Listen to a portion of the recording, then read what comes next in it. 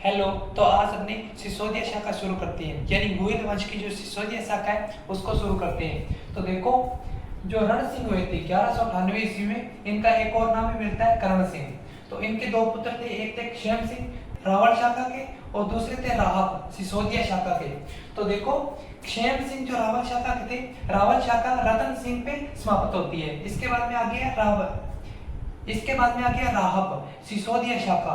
देखो, जो सिसोदिया शाखा है ये गांव था या ठिकाना था सिसोदा, जो राजसमंद में आता है। जो सिसोदिया शाखा के थे ये सामंत या जागीरदार हुआ करते थे पहले। बाद में इन्होंने उपाधि लगाना शुरू की, राणा की या महाराणा की। जब हमीर सिसोदिया चित्तौड़ को जीत लेता है बनवीर जय सिंह जैसा सोनगरा को हराकर, तब से ये उपाधि लगाना शुरू करते हैं राणा या महाराणा की।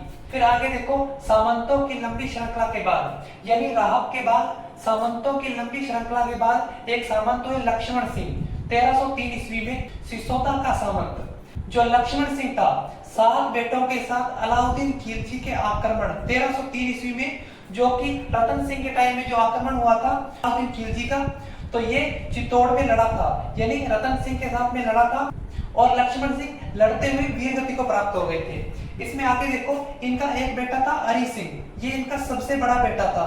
इसी का बेटा था हमीर सिसोदिया, जो कि बनवीर सोनगरा जय सिंह या जैसा सोनगरा को हराकर चित्तौड़ पर अधिकार कर लेता है। फिर देखो आगे, अजय सिंह ये बच गया था, यानी जो लक्ष्मण सिंह है ये और इनके 6 बेटे, जो रावल रतन सिंह के टाइम में अलाउद्दीन खिलजी का जो आक्रमण हुआ था उसमें ये शहीद हो जाते हैं और इनका एक बेटा बच जाता है अजय सिंह, ये बच गया था और ये सिसोदा गांव को संभालता है। अब देखो, इस अजय सिंह का बेटा था सज्जन सिंह, जो महाराष्ट्र चला जाता है और इसी सज्जन सिंह की 14वीं या 15वीं पीढ़ी में छत्रपति शिवाजी महाराज होते हैं।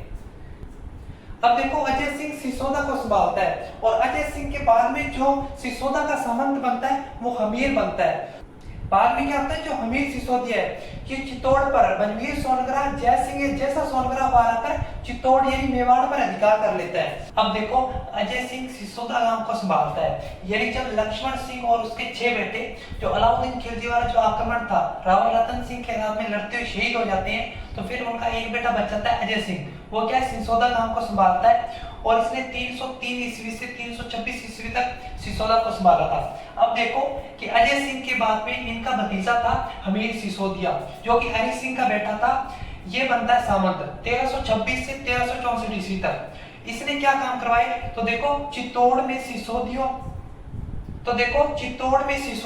संस्थापक, यानी चित्तौड़ में अगर कोई सिसोदिया का संस्थापक था तो वो हमीर सिसोदिया था। अब देखो, चित्तौड़ पर आक्रमण, जय सिंह बनवीर या जैसा सोनगरा को हराकर चित्तौड़ पर अधिकार कर लेता है हमीर सिसोदिया। इसके बाद में देखो, ये उपाधि धारण करते हैं राणा की और ये जो चित्तौड़ पर अधिकार करता है ये 1326 ईस्वी में करता है। फिर देखो, हमीर सिसोदिया के समकालीन दिल्ली में जो शासन था वो था तुगलक वंश का। तुगलक वंश का जो समय है वो 1320 से 1414 ईस्वी। अब आगे देखो, दिल्ली में जो सुल्तान था वो था मोहम्मद बिन तुगलक, इसका समय 1325 से 1351 ईस्वी। अब देखो, मोहम्मद बिन तुगलक ने आक्रमण किया मेवाड़ पर और एक युद्ध हुआ सिंगोली का युद्ध 1336 ईस्वी में, और इस युद्ध में मोहम्मद बिन तुगलक हार जाता है और हमीर सिसोदिया जीत जाता है। ये जो सिंगोली नामक स्थान है ये वर्तमान में बांसवाड़ा में आता है और कहीं कहीं पर मध्य प्रदेश लिखा हुआ है। अब आके देखो, राणा हमीर सिसोदिया के बारे में कुछ इंपॉर्टेंट पॉइंट्स है। देखो, उस समय का प्रबल हिंदू शासक है, किसने कहा है, कर्नल जेम्स टोड ने कहा है कि उस समय का प्रबल हिंदू शासक था हमीर सिसोदिया। फिर आगे देखो, मोक्कल जी का शिलालेख है, उसमें क्या लिखा हुआ है कि अन्नपूर्णा माता के मंदिर का निर्माण करवाया था चित्तौड़गढ़ के दुर्ग में हमीर सिसोदिया ने।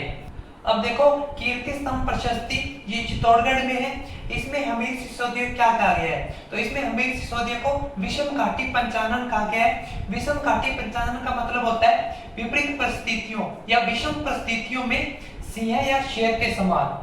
फिर आगे देखो, रसिक प्रिया की टीका, ये महाराणा कुंभा द्वारा लिखी गई थी, इसमें हमीर सिसोदिया को वीर राजा की उपाधि दी गई है, यानी वीर राजा कहा गया है। फिर आगे देखो, गीत गोविंद, ये जयदेव के द्वारा लिखी गई थी 12वीं शताब्दी में, भगवान श्री कृष्ण और गोपियों के बारे में वर्णन किया गया है, यानी गीत गोविंद में भगवान श्री कृष्ण और गोपियों के बारे में वर्णन किया गया है। विशेषतः राधा व कृष्ण के बारे में वर्णन किया गया है। फिर आगे देखो अमीर सिसोदिया को मेवाड़ का उदाहरण कहा गया है।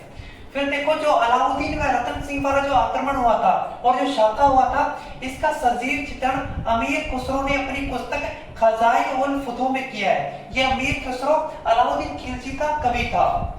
फिर आगे देखो अमीर सिसोदिया की मृत्यु हो जाती है 1364 ईस्वी में, और आगे इसका पुत्र राणा खेता या क्षेत्र सिंह मेवाड़ के राजा बनते हैं। इनका जो शासनकाल है वो है 1364 से 1382 ईस्वी।